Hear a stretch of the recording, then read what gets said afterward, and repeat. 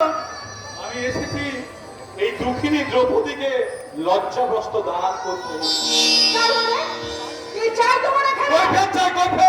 বলুন কেন আপনি গৌরীকে ধাক্কা দিলেন, কেন ওর গায়ে চলে দিলেন বিধবার থান কাপড়?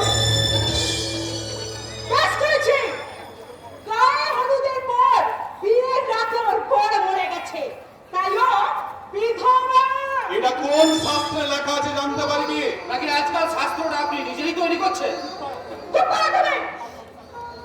আমার সংসারে থাকতে হলে ওকে বিধবার সাজে একাদশী করতে হবে। দোহাই বৌদি, দোহাই তুমি চুপ করো। তুমি কি ভুলে যাচ্ছ আমি একটা মানুষ, আমার একটা মন আছে। চলে যাও, চলে যাও রোহিত, তুমি আমাদের বাড়ি থেকে চলে যাও।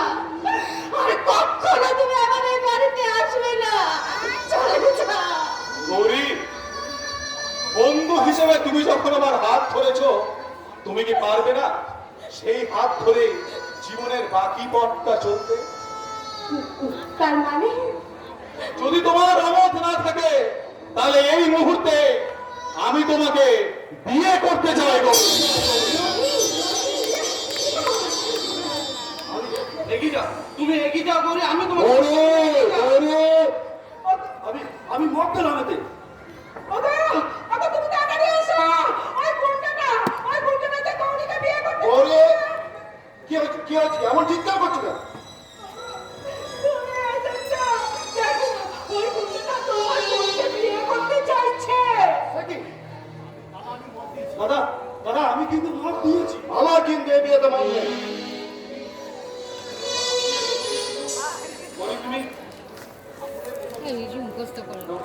রোহিত, তুমি এই ঠাকুরের প্রসাদী সিঁদুরটা গৌরী সিঁদুরে পরিয়ে দাও।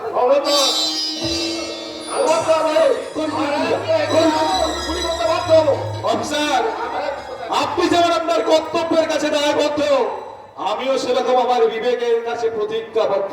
সাবধান, আর এটা বছর করবে না। তুমি আমি তো গুলি করতে বাধ্য হবো। এগিয়ে চলো।